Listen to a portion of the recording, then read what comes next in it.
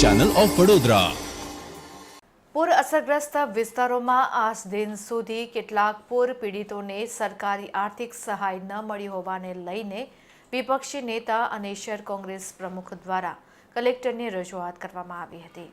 સયાજીગંજ વિધાનસભામાં પરશુરામ ભઠ્ઠામાં આવેલ નટરાજ ટાઉનશીપ જે વ્યક્તિએ જીવ ગુમાવ્યો છે અને પૂરમાં જેને પણ પોતાના જીવ ગુમાવ્યા છે તેવા વ્યક્તિને 25 લાખ રૂપિયા મળવા જોઈએ અને પૂરગ્રસ્તોને આર્થિક સહાય નથી મળી તેને આર્થિક સહાય મળવી જોઈએ તેવા અનેક મુદ્દાઓને ધ્યાનમાં લઈને કલેક્ટર કચેરી ખાતે આરએસ પ્રજાપતિની રજૂઆત કરવામાં આવી હતી અને સાથે અલ્ટિમેટમ આપવામાં આવ્યું છે કે 3 દિવસમાં આ રજૂઆતને ધ્યાનમાં લેવામાં નહીં આવે તો વડોદરા શહેર કોંગ્રેસ દ્વારા ઉગ્રમાં ઉગ્ર વિરોધ પ્રદર્શન કરવામાં આવશે અને તેની જવાબદારી કલેક્ટરની રહેશે તેવું વડોદરા શહેર કોંગ્રેસ પ્રમુખ ઋત્વિક જોશીએ મીડિયા સમક્ષ જણાવ્યું હતું અને સાથે વિપક્ષી નેતા ચંદ્રકાંત ભથ્થોએ પણ ઉગ્ર વિરોધ દર્શાવ્યો હતો।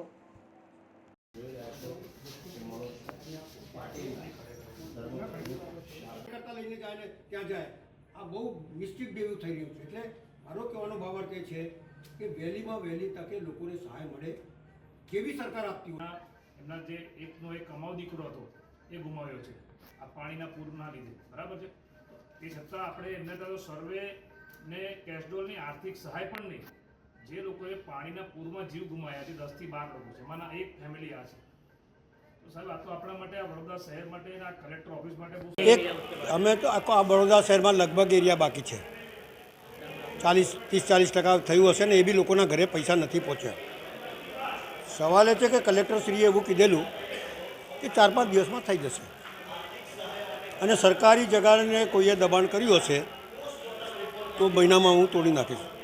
આજે મહિનાની ઉપર થઈ ગયું છે અને ખાસ કરીને અમે આવ્યા હતા કે માધુરી કરીને દીકરી છે નટરાજ ટાઉનશીપમાં રહે છે એ 3 દિવસ સુધી પાણી ભરાઈ રહ્યું, એનો પતિ નીચે નહીં ઉતરી શક્યો, દવાઈ નહીં મળી અને માણસ ઓફ થઈ ગયો।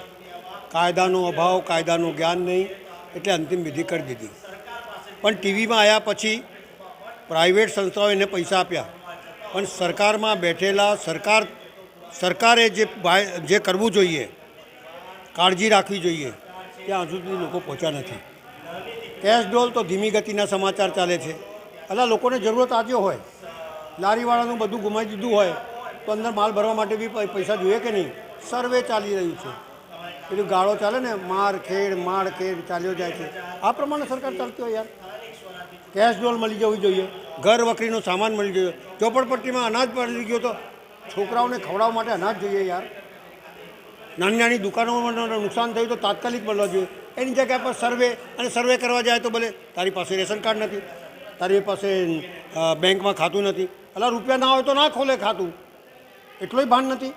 અને ના હોય તો તમે આજુબાજુવાળાને પૂછી દો કે ભાઈ અહીંયા રહે છે કે નથી રહેતો, અને ઘરમાં જઈને જોઈ જાઓ પલળ્યું છે કે નથી પલળ્યું, એવું કશું નહીં તમારી પાસે નથી। એમના કાર્યકર્તા આવી જાય, કેસ લગાવીને ફરે સાથે સાથે, એટલે હું ધંધો માંડ્યો છે। લોકોથી સરકાર બનતી હોય, સરકારથી લોકો નથી બનતા, અને કોઈ પણ સરકાર હોય લોકોની હોય, પાર્ટીઓની ના હોય। એટલે લોકોની કાળજી રાખવાની તમારી ફરજ છે અને લોકોનો માટે જો સરકાર અધિકારીઓ નિમતા હોય ત્યારે અધિકારીઓ એમના ત્યાં પહોંચવા જોઈએ અને એમને જે સહાય મળતી હોય સરકારમાંથી તાત્કાલિક રિલીઝ કરવી જોઈએ એવું મારું સ્પષ્ટ માનવું છે। વડોદરા શહેરના ભ્રષ્ટ શાસકો, ભ્રષ્ટ બીજેપીના નેતાઓના પાપે વડોદરા પાણીમાં ડૂબ્યું। એક વખત નહીં, 2 વખત નહીં, 3 વખત આ વડોદરા શહેરના લોકોના ઘરોમાં, દુકાનોમાં પાણી આવ્યા, લોકોને આર્થિક નુકસાન થયા છે।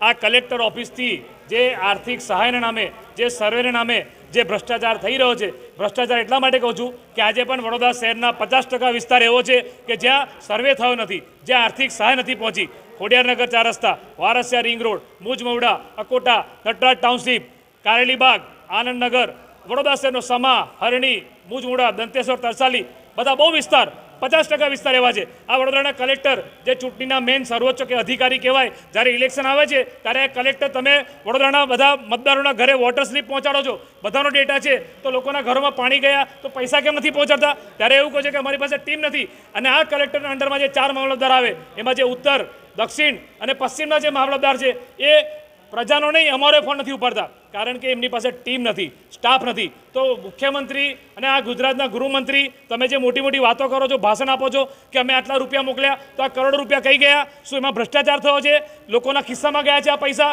પ્રજા સુધી તો પૈસા પહોંચ્યા નથી, તો એ પૈસા પહોંચ્યા કઈ?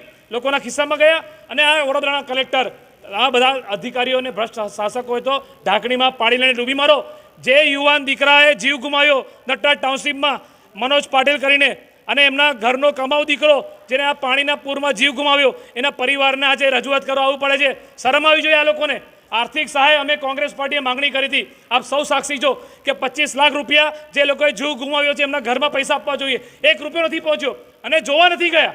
એટલા જાડી જામડીના છે કે માનવતા પણ ભૂલી ગયા. શરમ નથી આવતી આ લોકોને. પોતે તો એર કન્ડિશન કેબિનો વેડીને સરકારનો પગાર ખાય છે. આ પ્રજા વેરો ભરે છે ત્યારે આ બધાને પગાર મળે છે. તો તે જે પ્રજા વેરો ભરે છે એ પ્રજાને તડછોડી દીધી અને પ્રજાને તમે પાણીમાં ડૂબવા માટે મૂકી દીધી.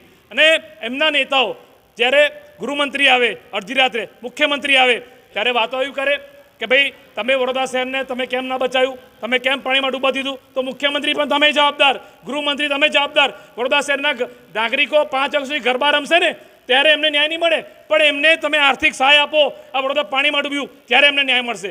આ લોકો બોલ બચ્ચન, મોટી મોટી વાતો કરવાની.